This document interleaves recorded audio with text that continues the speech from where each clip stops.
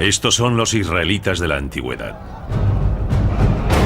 Guerreros implacables descritos en la Biblia como soldados de Dios. Son feroces, inquebrantables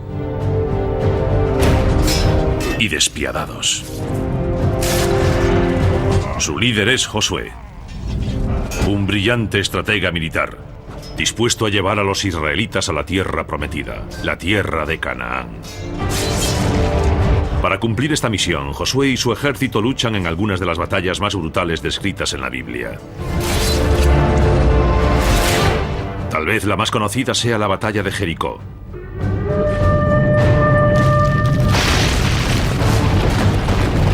Una intrincada historia de espionaje, guerra psicológica y exterminio de toda una población. Pero Jericó es solo el primer paso de una larga campaña militar destinada a conquistar la tierra de Canaán. Una campaña repleta de sangre y masacres.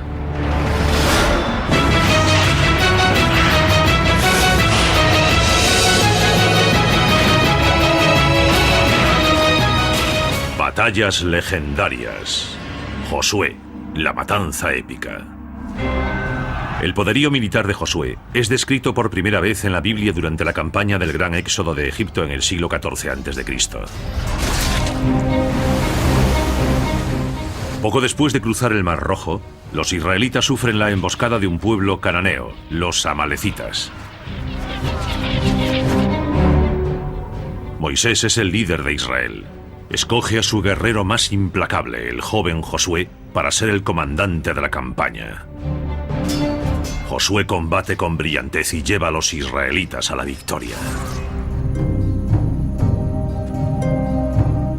Pero tanto él como Moisés se dan cuenta de que los israelitas necesitan una fuerza de combate más eficaz si pretenden invadir y conquistar Canaán y sus docenas de ciudades-estado fortificadas. Las tropas de los israelitas son guerrillas de infantería ligera. No pueden combatir en llanuras abiertas. Los cananeos tienen carros y los derrotarían con facilidad. Así que permanecen 40 años en el desierto preparando un poderoso ejército. Josué está impaciente por invadir Canaán, pero acepta los sabios consejos de Moisés, que cree que los israelitas deben permanecer más tiempo en el desierto para preparar un nuevo y mayor ejército. Después de 40 años, su ejército ha alcanzado los 8.000 soldados. Ahora ha llegado el momento. El primer paso es dejar su campamento de Cades Barnea. Pero las ciudades amuralladas cananeas bloquean la ruta hacia el norte.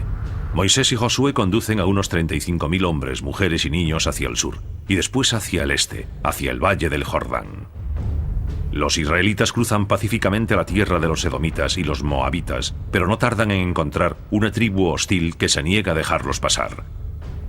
Los amonitas. Es la primera prueba del nuevo ejército israelita.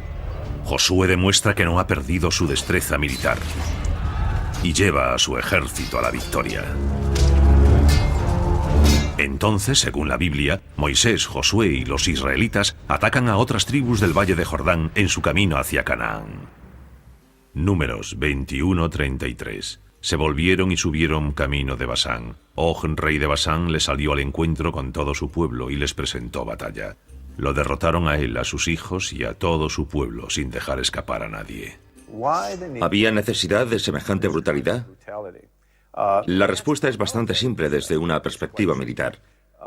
Los israelitas no tienen intención de establecerse en el valle del Jordán. Su intención es trasladar su ejército hasta la frontera de Canaán para que la zona que bordea el río Jordán se convierta en un punto de partida estratégico para el futuro ataque de Canaán. No se pueden dejar importantes fuerzas hostiles en la retaguardia. La Biblia nos dice que Moisés muere antes de llegar a la tierra prometida, y Dios elige a Josué para liderar a los israelitas. Hasta el momento han necesitado 40 años y miles de muertos para llegar hasta donde están. Pero saber lo que ha vivido Josué nos permite comprender mejor lo que ocurrirá a continuación, ya que por difícil que todo haya sido hasta ahora, la siguiente etapa hacia Canaán será aún más sangrienta. Ahora Josué es el único líder y desarrolla una estrategia para conquistar Canaán. Necesita controlar la cadena montañosa que recorre el centro del país. Una vez en las montañas, no solo controla todos los pasos que comunican el país, además evita el contraataque de los carros de los ejércitos cananeos, ya que los ejércitos israelitas se componen básicamente de infantería ligera. El ejército israelita está perfectamente adaptado para las tácticas de hostigamiento en entornos accidentados e intentarán aprovecharlo. Josué reúne a sus 8.000 soldados y anuncia la ubicación de su primer objetivo. Se trata de una de las ciudades más antiguas del mundo, la legendaria ciudad de Jericó. Josué atacó Jericó como primer paso de los israelitas en una guerra de exterminio. Los israelitas no tienen intención de establecerse en Canaán mientras haya otros pueblos allí. Su intención es atacar sus ciudades, expulsarlos y sustituirlos con su población. Jericó es bastante pequeña y su población y sus defensas son escasas. Pero Jericó dispone de su famosa muralla, 2 muros concéntricos con una separación de 3,5 metros entre ambos. Según se cree, mide unos 9 metros de altura y 1,3 kilómetros de circunferencia. Parte de la población de Jericó vive entre ambos muros. Comprender la distribución de Jericó es crucial para lograr invadir la ciudad. No se limita a avanzar con su ejército. Como cualquier buen comandante, estudia el objetivo y para ello envía 2 espías a la ciudad de Jericó para comprobar sus defensas y ver cuál es su situación. Es la primera vez que lleva su ejército hasta Canaán. Lo único que no puede permitirse es una derrota o un fiasco colosal. Quiere asegurarse de que logrará una victoria aplastante. Los espías entran a hurtadillas en Jericó y se dirigen a un burdel. Es una decisión astuta.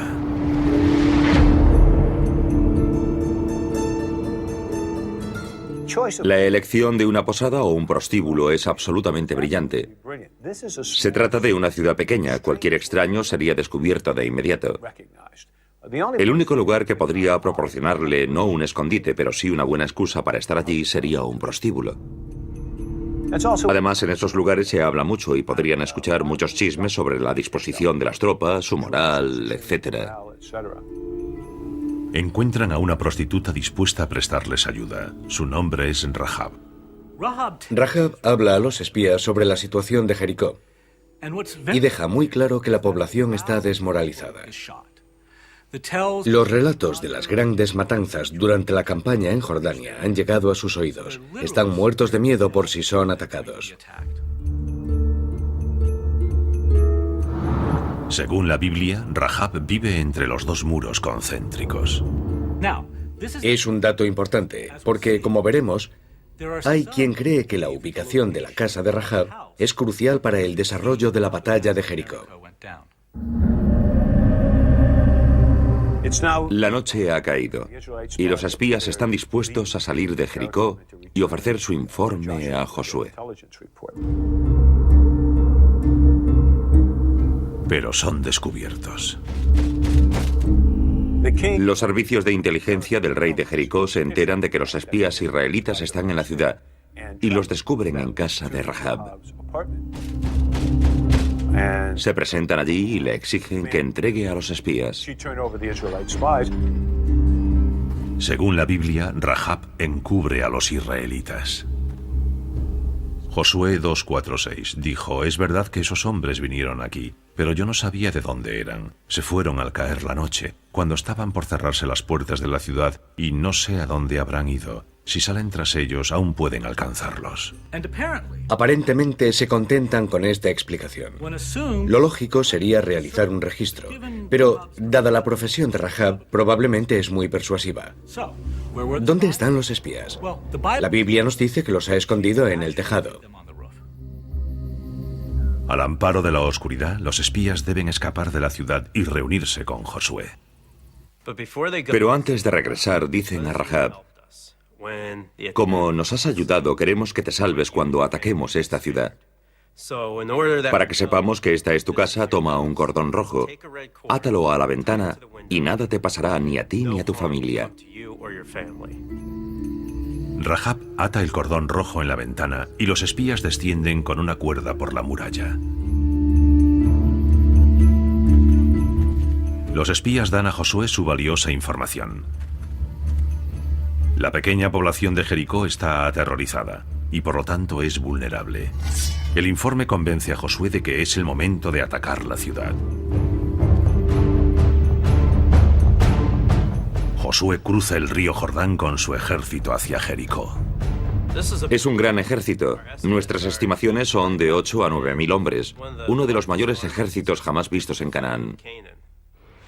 Dentro de las murallas, los ciudadanos de Jericó están aterrorizados. Se aproxima el ejército que, según han oído, se ha abierto paso sin compasión por el valle del Jordán.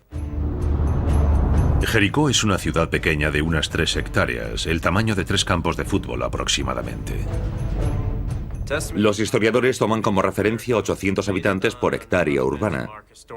Para estimar la población de la antigua Jericó, los multiplicamos por 3 hectáreas y obtenemos una población de unas 2.500 personas aproximadamente. Alrededor de un 20% podían ser movilizadas para defender la ciudad. La muralla que rodea Jericó tiene casi 1,5 kilómetros de circunferencia.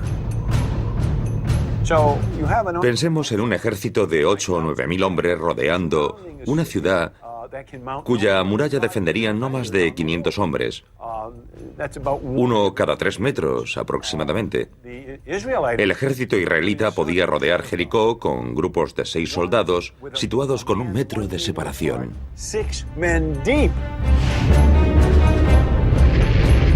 Pero ese enorme ejército no ataca.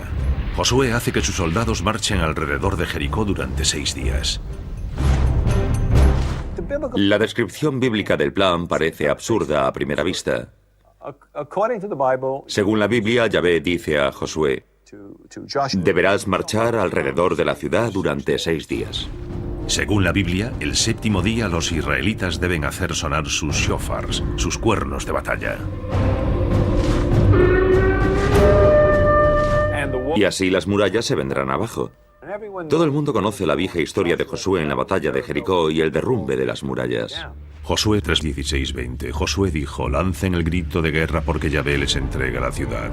Al oír las trompetas el pueblo prorrumpió en un griterío ensordecedor y el muro se desplomó. Enseguida el pueblo cometió contra la ciudad, cada uno contra lo que tenía delante, y la tomaron. Las murallas caen y las defensas de Jericó se desmoronan. ¿Se trata de un milagro o hay otra explicación? Las murallas de Jericó se derrumban.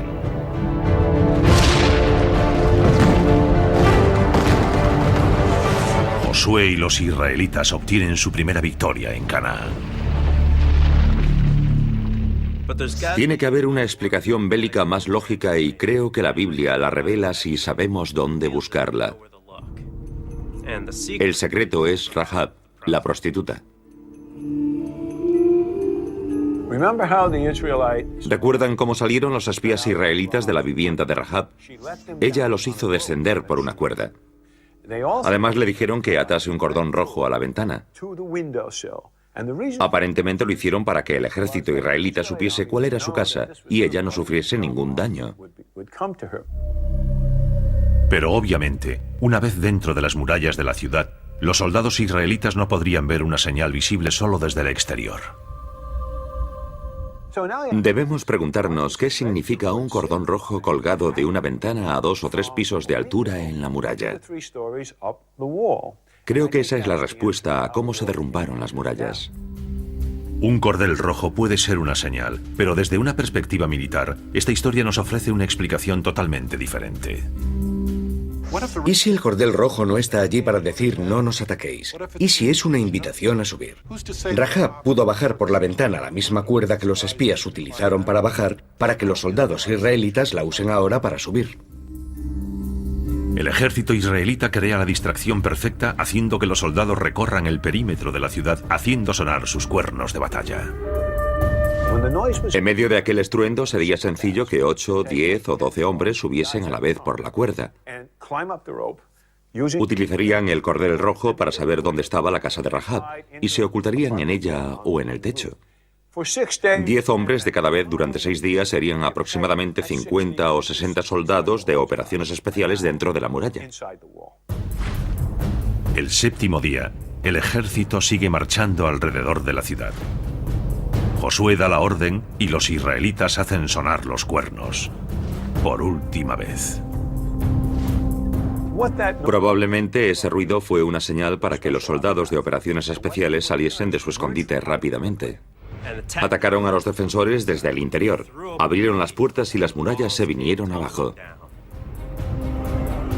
Fuera había tal cantidad de hombres en comparación con el número de defensores que podrían haber desguarnecido fácilmente una sección de la muralla.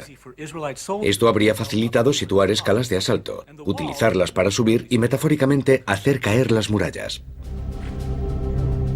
La ciudad está a merced de Josué y a continuación hace algo que siempre ha horrorizado a los lectores de la Biblia. Toda la ciudad es pasada por las armas.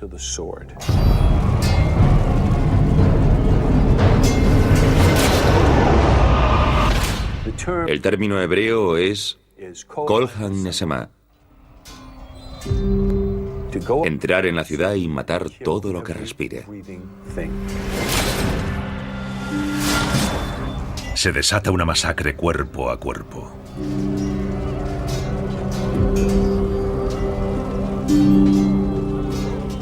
Es una guerra de exterminio. Josué quiere enviar un mensaje a los demás reyes de Canaán. Este será vuestro destino si no os marcháis.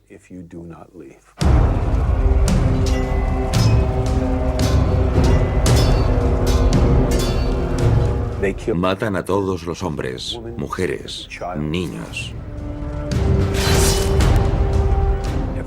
A los animales, cabras, ovejas, burros. Literalmente a todo ser vivo. Y después incendian la ciudad.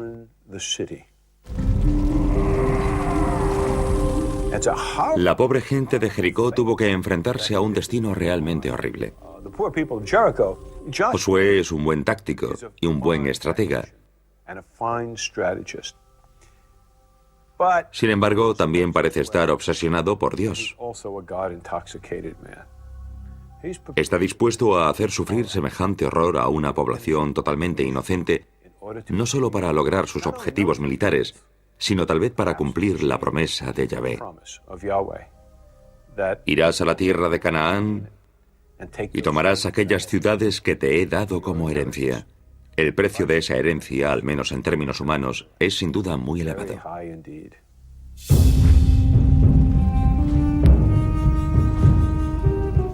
Pero el derramamiento de sangre no ha hecho más que empezar.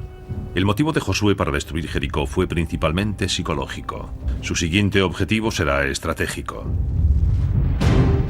La ciudad de Betel, a unos 16 kilómetros al norte de la Jerusalén actual, controla un paso clave hacia las montañas.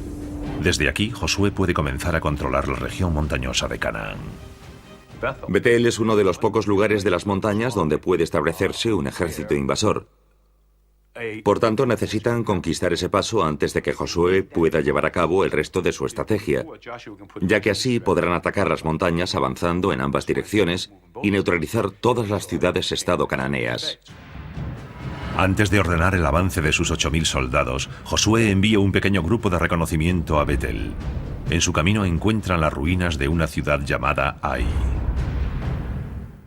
Unos 1000 años antes, Ai había sido una ciudad muy fortificada, pero en la época de Josué son solo ruinas. Pero esas ruinas desempeñarán un papel importante en la siguiente fase de la conquista de Josué. El grupo de reconocimiento de Josué informa de que Betel y Ai serán fáciles de derrotar. Le aconsejan no enviar todo el ejército hacia las ruinas, porque no tendría mucho sentido.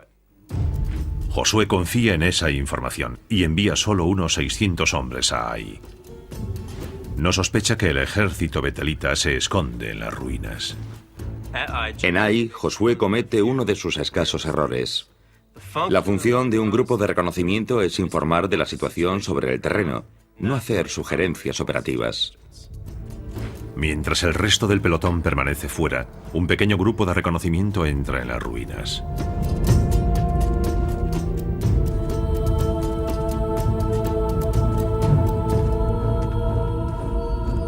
Probablemente el lugar les pareció desierto. Entraron en las ruinas y sufrieron una emboscada.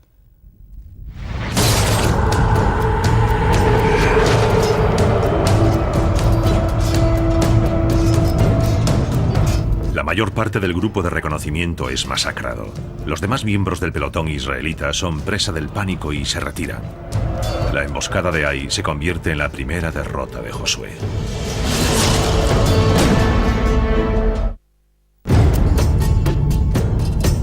La victoria de Josué en Jericó es deslucida por su derrota en Ai, la primera que sufren los israelitas desde que invadieron Canaán.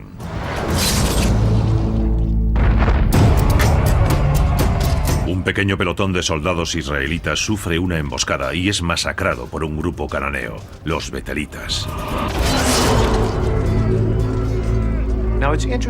Es interesante lo que Josué hace o piensa en ese momento. No le preocupa tanto la pequeña derrota en el campo de batalla como su efecto en la moral de los cananeos. Había destruido la ciudad de Jericó para enviar un mensaje psicológico a todas las ciudades-estado cananeas y ahora sus soldados han sido derrotados. La Biblia nos dice que su mayor preocupación es haber perdido esa ventaja psicológica y para compensarla decide pasar rápidamente al ataque. A la mañana siguiente, Josué moviliza a los 8.000 hombres de su ejército y los dirige hacia Ai. El ejército de Josué tarda la mayor parte del día en llegar hasta Ai. Llegan al atardecer y se colocan detrás de unas colinas al este de las ruinas. Entre el ejército de Josué y Ai se encuentra un valle poco profundo. Josué establece el campamento de los israelitas fuera del campo de visión de los betelitas. Después de examinar las ruinas, comprende la emboscada sufrida por sus hombres. Las ruinas de Ai forman un campo de batalla caótico. 5 hectáreas de escombros rodeadas por un muro caído, una mezcla de cascotes y edificios derrumbados, el terreno perfecto para una emboscada. Ai debió tener el mismo aspecto que la ciudad de Faluya después de la entrada de los marines. Ofrece la ventaja táctica de poder desplegar las tropas, aunque sea un pequeño número, en un entorno urbano que permite aprovechar esos escombros. Así el adversario no puede aprovechar su superioridad numérica como haría en campo abierto. Ha de hacer pasar sus tropas por cuellos de botella propicios para el combate cuerpo a cuerpo. Josué pone en marcha un nuevo plan que demostrará su brillantez táctica. Un engaño que hará que los betelitas cometan un grave error. Evalúa inmediatamente la situación. Los soldados que están en Ai son probablemente el grueso de las tropas de Betel, pero no todo su ejército. Por tanto, si decide atacar las ruinas, tendrá que dejar un flanco o incluso la retaguardia expuestos al posible avance de una columna de apoyo desde Betel. En lugar de atacar a los betelitas en las ruinas, Josué sitúa parte de sus tropas en la llanura, desafiando a los betelitas a luchar en campo abierto. Pero solo utiliza 1000 de sus soldados. Imaginemos al comandante betelita diciendo: la amenaza israelita ha sido exagerada por causa del sitio de Jericó. ¿Esto es todo lo que pueden hacer? Podemos encargarnos de ellos. Lo que el comandante betelita no sabe es que Josué ha situado varios miles de soldados ocultos tras las colinas. También ha ocultado algunos miles de soldados de operaciones especiales al otro lado de Betel. Convencidos de que sus 2.500 hombres pueden derrotar fácilmente al pequeño ejército israelita que ven ante ellos, los betelitas hacen salir de las ruinas a la mayoría de sus soldados para dirigirse a la llanura.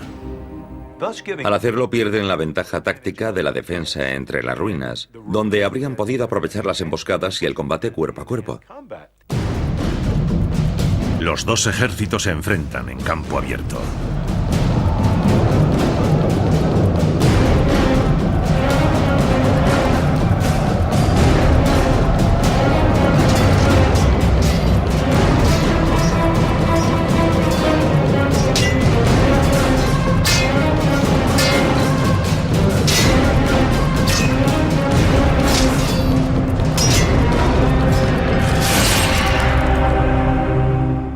Es una batalla con sangre, rostros y miradas frente a frente. El arma principal de ambos ejércitos es la espada curva de bronce. Su hoja de 30 centímetros y su empuñadura se forjan a partir de una única pieza de bronce para darle mayor resistencia. También portan lanzas de madera de 1,80 m de longitud. Estas armas tienen una afilada punta de bronce. Los israelitas también usan ondas que convierten pequeñas piedras en proyectiles letales que matan como balas. El campo de batalla de Ai no tarda en llenarse de cadáveres. Los israelitas que quedan en pie en el campo de batalla están desbordados y se retiran. En este punto, los betelitas comienzan a correr persiguiéndolos. Pero lo más interesante es que las unidades de apoyo que los betelitas habían dejado en Ai también abandonan las ruinas y se unen a la persecución para intentar alcanzar a los israelitas, masacrarlos y acabar con la amenaza de la invasión israelita de una vez por todas. Josué se detiene al llegar a la cima de la colina, se vuelve y, reflejando con su espada la luz del sol, envía una señal a los 1000 israelitas ocultos al oeste de las ruinas. Josué 8:19, y tan pronto como extendió su brazo, los hombres que estaban emboscados salieron rápidamente de su escondite. Josué hace una señal a sus tropas, que salen de su escondite y reducen el campamento betelita de Ai a cenizas.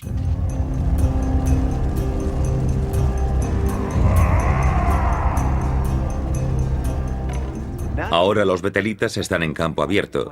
Miran hacia su retaguardia y ven su campamento en llamas. Entonces se dan cuenta de que sus enemigos también están detrás de ellos. Pero Josué aún no ha terminado. Hace otra señal al grueso de su ejército, unos 5000 soldados. Han estado esperando tras la montaña. Imaginen el terror de los soldados betelitas al ver aparecer de repente aquella masa de enemigos. 4 o 5000 que habían permanecido ocultos hasta entonces. Las tropas de Josué dan media vuelta entonces, se reagrupan y empiezan a atacar colina abajo. Los betelitas están atrapados entre dos flancos. Los israelitas los triplican en número y los betelitas son masacrados.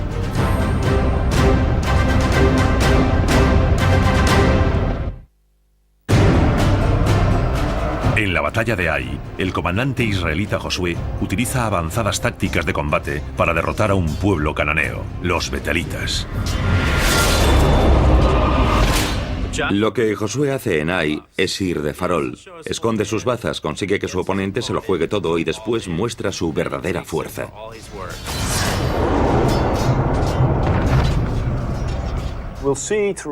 En toda la vida de Josué vemos esos indicios de táctico y estratega brillante. Un individuo con una gran comprensión de la realidad bélica. Los israelitas son guerreros experimentados que tienen a su favor la superioridad numérica y a Josué, un comandante brillante. El resultado es una masacre absoluta. Rodean con facilidad a los betelitas y los masacran. Josué ordena exterminarlos a todos y de nuevo vemos lo que pretende. Es una historia muy cruel, pero Josué tiene un doble propósito. En primer lugar, pretende recuperar la ventaja psicológica aterrorizando a los restantes reyes cananeos. En segundo lugar, no puede permitir que queden fuerzas betelitas detrás de su línea de comunicación. Todos deben de morir, y eso es lo que ocurre. Y eso incluye al rey betelita, que es capturado con vida. Josué ordena a sus hombres llevar al rey a las puertas de Betel, donde es ahorcado. Josué 8:29. Al rey de Ai lo hizo colgar de un árbol hasta la tarde. Con su rey ejecutado públicamente y su ejército destruido, la estratégica ciudad de Betel se rinde. La brillante táctica de Josué realmente destaca en la batalla de Ai. Si se hubiera presentado con todo su ejército frente a la ciudad, los betelitas nunca habrían salido ni combatido en campo abierto. Habrían visto con claridad que no tenían ninguna posibilidad. Se habrían encastillado en la ciudad y Josué se habría enfrentado a una larga y lenta batalla de desgaste.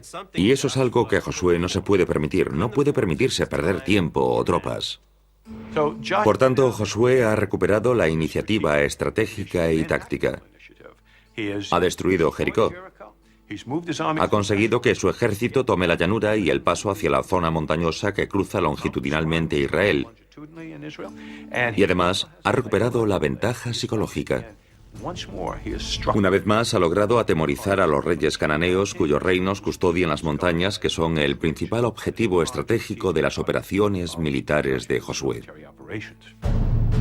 El siguiente movimiento de Josué es diplomático. Convence a las tribus cananeas de las montañas para que se unan a los israelitas como aliados. Estas tribus tienen tropas muy similares a las de los israelitas y son ajenas a la influencia de las ciudades-estado cananeas. Esto le proporciona una ventaja militar enorme. En primer lugar, ahora puede moverse a lo largo de las montañas, al menos hacia el norte, sin tener que preocuparse por estas tribus, ya que ahora son aliados. En segundo lugar, facilitan su logística. Pueden proporcionarle suministros, tienen cultivos y animales a los que puede recurrir. No tienen el compromiso de proteger los estados cananeos, así que se unen al ejército de Josué como mercenarios. Utilizando datos de población, podemos estimar que el ejército de Josué en Jericó constaba de unos 8.000 hombres. La Biblia no nos dice con cuántos hombres más cuenta ahora. Es probable que entre 3 y 4.000. Por lo tanto, se trataría de un ejército de unos 12.000 soldados. Con su ejército reforzado, Josué se dirige hacia su próximo objetivo, Gabaón, una ciudad amurallada estratégicamente situada en las montañas. Gabaón controla un paso crucial entre el este y el oeste y una importante ruta comercial entre el norte y el sur. Aquí es donde Josué saca partido de su ventaja psicológica. Las noticias de las masacres de Jericó y Ai han llegado a Gabaón, pues la Biblia nos dice que sus habitantes estaban aterrorizados. Sugieren a Josué que no hay necesidad de combatir y se prestan a ser sus aliados. El plan de Josué va según lo previsto. Firma un pacto con Gabaón y sus soldados se unen a los israelitas. Juntos cortan importantes rutas comerciales cananeas que cruzan la zona montañosa del centro del país. Los reyes cananeos no pueden tolerar esta situación durante mucho tiempo, por lo que el rey jebuseo de Jerusalén, Adonisedec, envía un mensaje a los otros 5 grandes reyes de la región para que se unan a él contra Gabaón. Los ejércitos de los 5 reyes se reúnen en Gabaón, la rodean y la ponen bajo asedio. Los 5 reyes cananeos comandan una fuerza combinada de casi 15.000 hombres, un poderoso ejército de infantería pesada y carros. Superados en armamento y rodeados, los gabaonitas informan a Josué del asedio. Josué 10:6. Entonces los gabaonitas mandaron decir a Josué que estaba en el campamento de Gilgal: no dejes solos a tus servidores, ven a salvarnos lo antes posible, ayúdanos porque todos los reyes amorreos que habitan en la montaña se han unido contra nosotros. Josué cumple el pacto. Solo han pasado 2 meses desde la batalla de Ai, pero la maquinaria militar israelita ha de entrar de nuevo en acción. Emprenden una marcha nocturna de 29 kilómetros a través de algunos de los parajes más abruptos de todo Canaán. Para ir de Gilgal a Gabaón hay que ascender 450 metros, y estamos hablando de muchas personas, más de 12.000, ascendiendo por un terreno muy pedregoso. Además, deben hacerlo con el control y el orden necesarios para que esas tropas lleguen a su posición de ataque, sin perder la ventaja táctica del factor sorpresa. Durante la noche, los israelitas se sitúan al este de Gabaón. Para entender lo que está pasando, debemos comprender el entorno en que se encuentra Gabaón. En realidad está ubicada en un valle, pero en el centro de ese valle hay una loma y la ciudad se encuentra sobre ella. El ejército de los cananeos rodea Gabaón desde el valle. Las tropas de Josué se apostan en las colinas cercanas a Gabaón hacia las 3 de la madrugada. Están agotadas por la marcha, tienen hambre y sed. No pueden hacer fuego para calentarse ni para cocinar. Ni siquiera pueden hacer mucho ruido, ya que están en primera línea, listos para atacar. Josué diseña un ingenioso plan que combina el elemento sorpresa con un ataque muy preciso. Cualquier error, cualquier ruido humano o de animal, cualquier fuego delataría su posición y eliminaría por completo la ventaja táctica del factor sorpresa que Josué tanto se ha esforzado por conseguir. Muchos historiadores creen que Josué espera el amanecer para lanzar su ataque. La Biblia dice que Josué rezó a Dios para que el sol se detuviera. Josué 10, 12, 14. Josué exclamó en presencia de Israel: «Detente, sol, en Gabaón, y tú, luna, en el valle de Ayalón». Y el sol se detuvo y la luna permaneció inmóvil. Jamás hubo otro día, ni antes ni después, en que Yahvé obedeciera la voz de un hombre. Probablemente lo que ocurrió fue algo que todos hemos visto alguna mañana: la salida del sol mientras la luna aún es visible en el cielo. Eso parece ser lo que ocurrió y nos da una idea de la hora en que se libró la batalla. Esa hora es crucial, ya que utiliza un elemento de la naturaleza como aliado: el sol. Josué asciende con su ejército por las colinas y ataca con el sol a su espalda. Llega hasta la posición de los soldados cananeos cuando aún están en su campamento, desayunando, medio dormidos en sus tiendas, y cae sobre ellos. Comienza la matanza.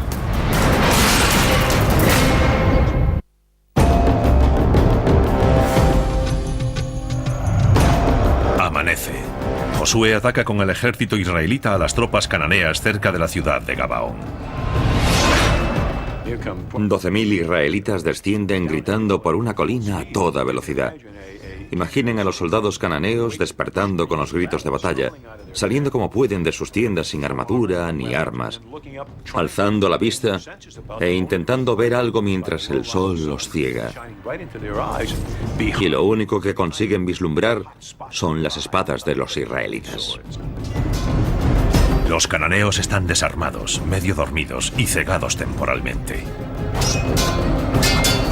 Josué ha dejado a su enemigo indefenso.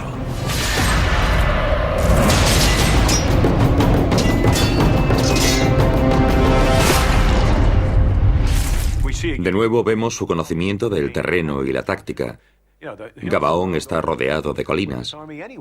Podría haber situado su ejército en cualquier lugar, pero lo situó en una posición tal que cuando el sol saliese por la mañana lo hiciese a su espalda. Además atacó desde una posición más elevada a un enemigo que aún estaba en ayunas y casi dormido. Supo aprovechar el terreno, el entorno e incluso el movimiento del sol y utilizarlos a su favor para lograr su objetivo táctico. Es una masacre absoluta. Los que no mueren huyen. Pero no hay escapatoria. Los israelitas los persiguen, decididos a no dejar supervivientes. El objetivo de Josué es aniquilar los ejércitos de algunas de las ciudades-estado más poderosas de Canaán. No vivirán para combatir otro día. Acosan y persiguen hasta el atardecer a los cananeos que huyen en todas direcciones. Después descansan esa noche, se levantan al amanecer y continúan la persecución.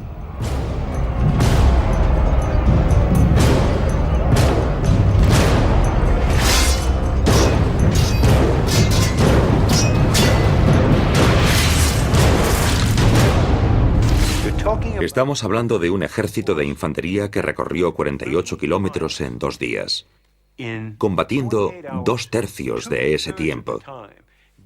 Se trata de una hazaña bélica para cualquier ejército, incluso uno actual. Pero ver algo así, en la época de la Biblia, nos ofrece una magnífica perspectiva de la categoría de Josué como comandante. Libró una de las mejores y más estudiadas batallas de la historia. Es una victoria estratégica crucial para los israelitas y un punto de inflexión en la invasión de Canaán por Josué. En ese momento, Josué ha alcanzado muchos de sus objetivos estratégicos.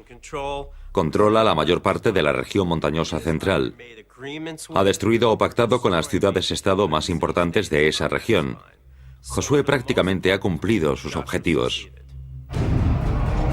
Según la Biblia, a continuación Josué derrotará a decenas de reinos cananeos, pero no logra conquistar toda la tierra prometida.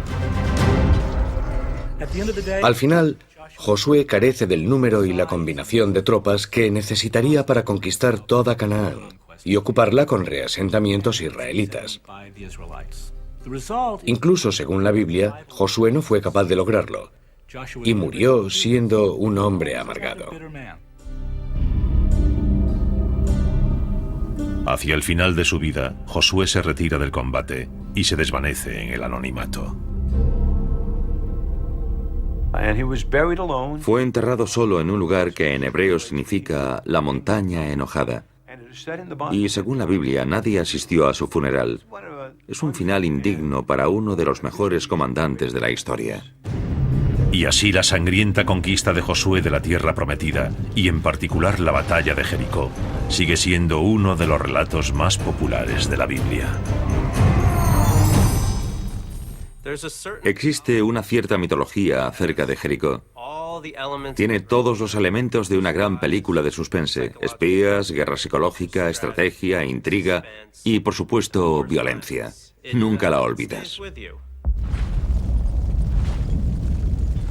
La historia de Jericó ha quedado grabada en la conciencia humana. Cuando uno piensa en la masacre absoluta de una población civil, presumiblemente con la bendición de Dios, se plantea algunas cuestiones importantes sobre lo que eso dice de la Biblia.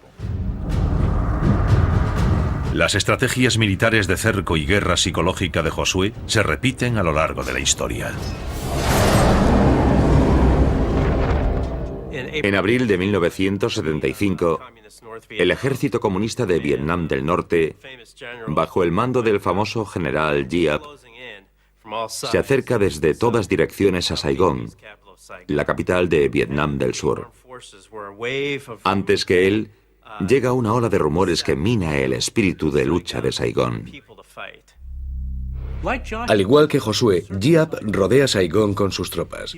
Básicamente, rodea la ciudad como una soga que va apretando poco a poco. Su reputación le precede. El pueblo de Saigón recuerda su ofensiva del Tet 7 años antes y las ejecuciones en masa de miles de civiles de Vietnam del Sur. Hay quien dice que en 1975 el Vietcong tenía agentes en Saigón que ayudaron a alimentar rumores sobre los horrores que sufriría la población civil. Personas con las uñas arrancadas y otras formas de tortura realmente horribles. Josué es recordado como el hombre que llevó de nuevo a los israelitas a Canaán, la tierra prometida, una tierra que sigue empapada en sangre. La antigua Canaán comprende lo que hoy llamamos Israel y los territorios ocupados.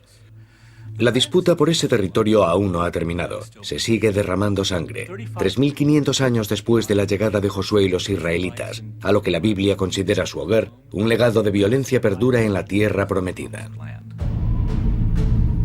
Dios prometió aquella tierra a los israelitas, pero fue un hombre quien en última instancia condujo a su pueblo hasta allí. Un genio militar astuto y brutal, Josué.